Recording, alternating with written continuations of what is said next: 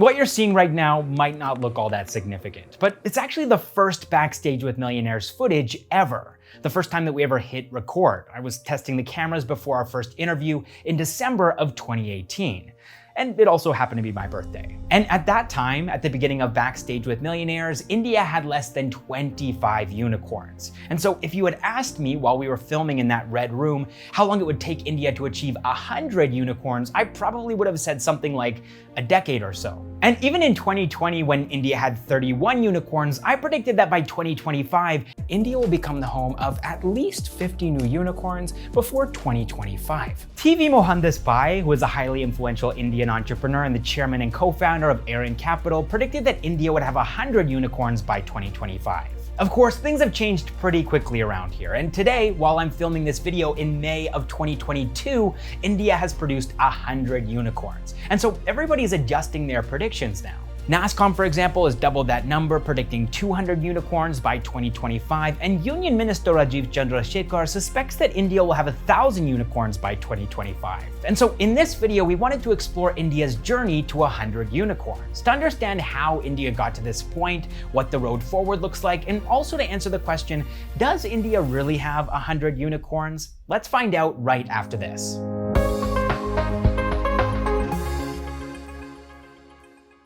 Okay, so 2011 is often referred to as the beginning of India's unicorn story. It's when inMobi became India's first unicorn, but let's turn back the clock a bit, because the story actually begins in May of 1984. That's when 5-Star Business Finance was founded. In 2021, almost 37 years after incorporation, they became a unicorn, reaching a valuation of $1.4 billion.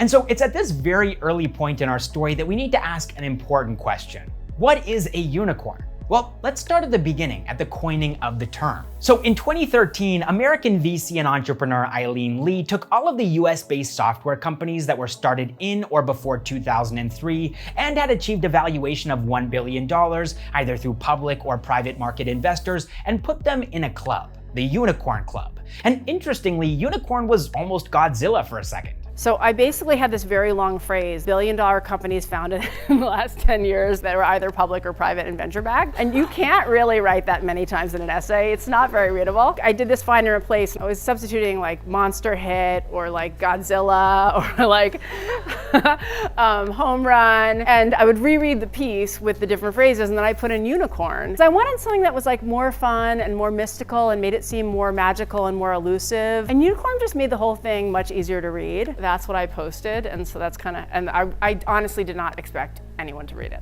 Now, it's clear that Aileen didn't realize how widespread or popular this term would become. In fact, it's become so popular that the term unicorn has since evolved out of its intended purpose. Unicorns aren't just American companies anymore. They're not just software companies, and some would say that they're not just companies founded in the last decade either. And this is where we come back to 5-Star Business Finance. It's a more than 30-year-old company, so is it a unicorn? Well, if your only criteria is that it's worth more than $1 billion, then yes. And that's why Chennai-based Venture Intelligence has put them on their list of India's unicorns. But on INC42's unicorn tracker, 5-Star Business Finance isn't included, presumably because there was too much time between when they were incorporated and when they achieved a $1.4 billion valuation. Now, you'll notice here on INC42's list that there's actually a couple of unicorns from the 90s. MapMyIndia, Zoho, InfoEdge, and Pine Labs. And this is where things get even more interesting, because you can see here that it took MapMyIndia 26 years to achieve its $1 billion valuation.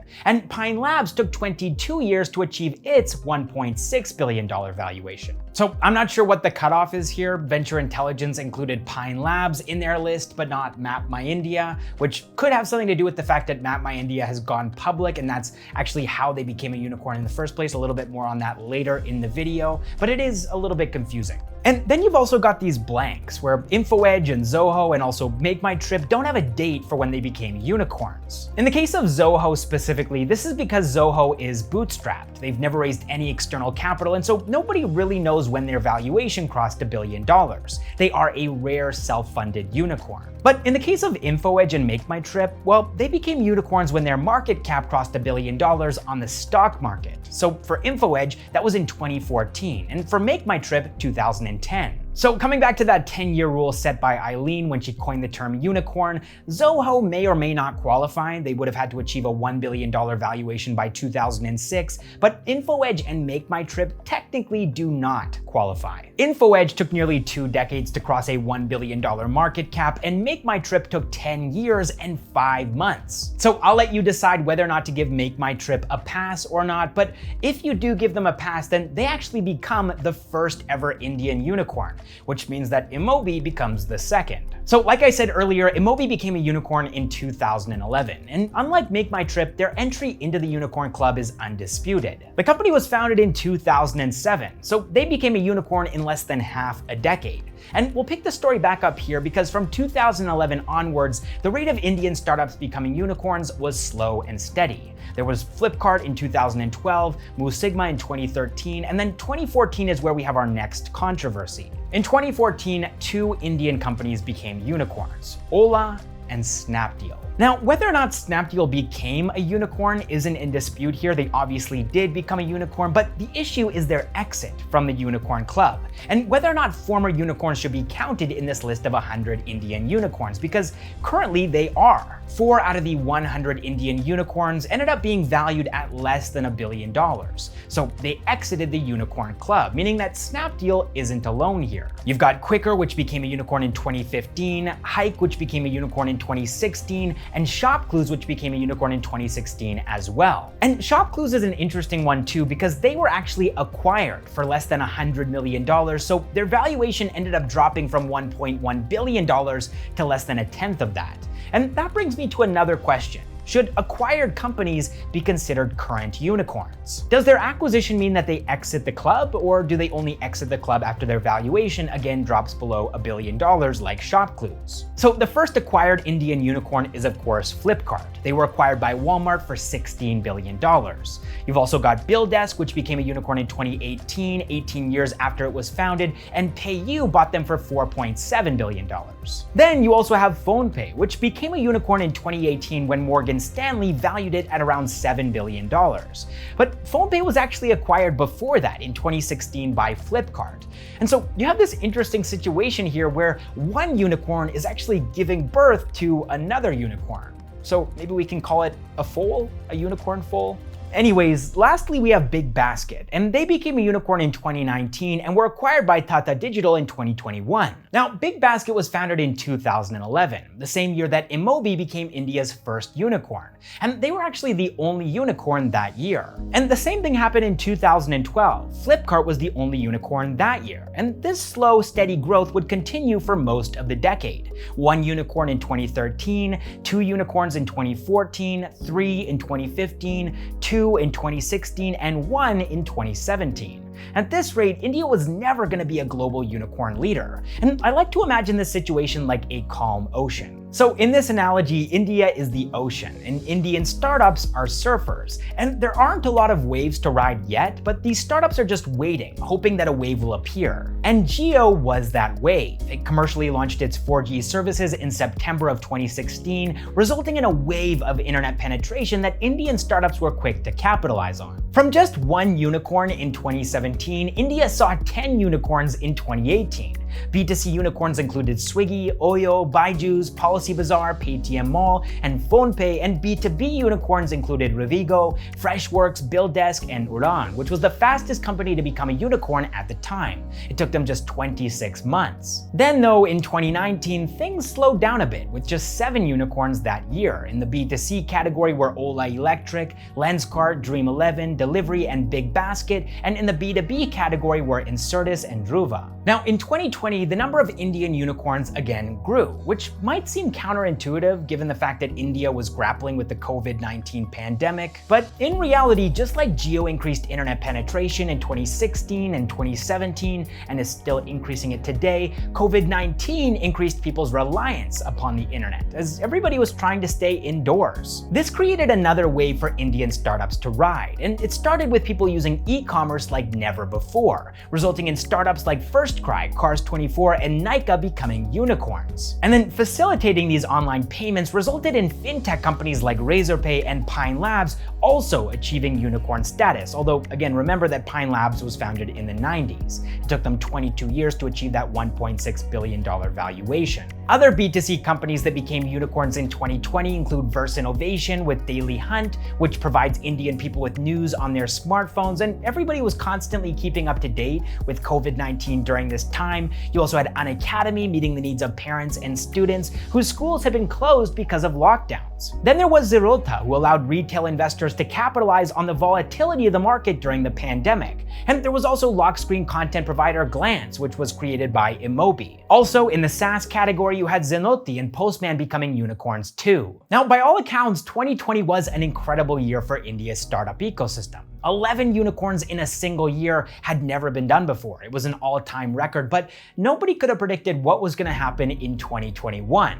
Basically, 2020 was an appetizer before the main course. If Indian startups were surfers, then 2021 looked like this. Indian startups raised about $42 billion across 1,579 deals, resulting in a unicorn spree. 44 Indian companies joined the Unicorn Club, and I'd love to talk about each and every one of them, but that would just take too much time. So instead, here's a breakdown of the categories that these companies were in. So firstly, we have FinTech with 11 unicorns and a combined 2021 unicorn valuation of $16.9 billion.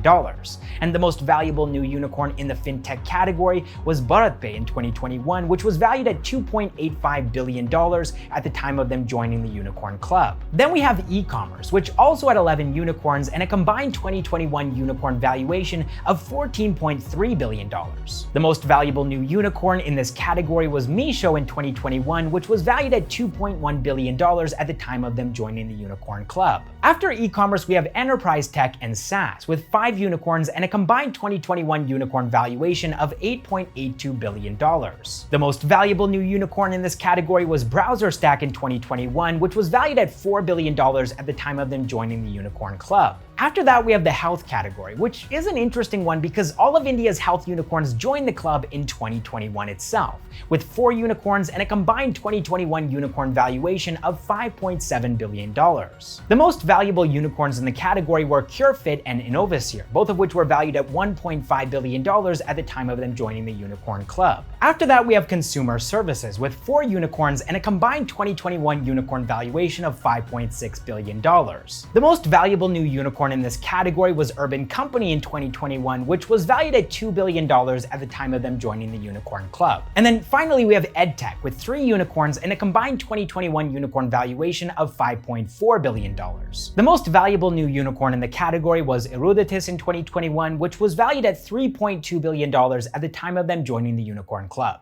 Now, other 2021 unicorn categories include media and entertainment with 2 unicorns, logistics with 1 unicorn, travel tech with 1 unicorn, real estate tech with 1 unicorn, and manufacturing with 1 unicorn. So that was 2021 in a nutshell as far as Indian unicorns go, but one thing that we haven't touched on yet in this video is city distribution. Where are all these unicorns coming from? Well, firstly, they're all coming from Tier 1 cities, otherwise known as the metros of India. And there are 8 of these Tier 1 cities, but unicorns have so far only come out of 6 of them. Ahmedabad and Kolkata have so far not produced any unicorns. Now, the unicorn leader in India right now of the 100 unicorns that India has produced is Bengaluru with 39 unicorns. Following Bengaluru, we have the NCR region with 32 unicorns, and many of these unicorns hail from Gurugram. Mumbai is next with 16 unicorns, then Pune with 6 unicorns, Chennai with 5 unicorns, and Hyderabad with 2 unicorns. Now, it is worth noting here that some of these unicorns have since moved their headquarters outside of India, but going off of the Supreme Court's definition of company nationality, one could argue that they're still considered Indian companies. Now, I personally have a very strong feeling that the unicorn distribution here in India is going to be changing over the next couple of years.